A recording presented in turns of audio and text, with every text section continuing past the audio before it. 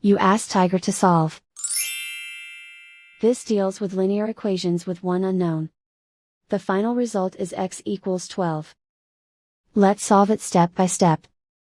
Simplify the expression. Expand the parentheses. Simplify the arithmetic. Group like terms. Simplify the arithmetic. Group all constants on the right side of the equation. Add 10 to both sides. Simplify the arithmetic.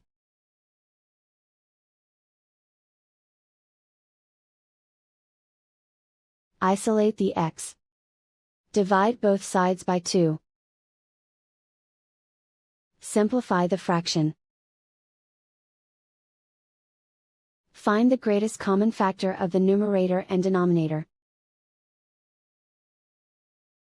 Factor out and cancel the greatest common factor.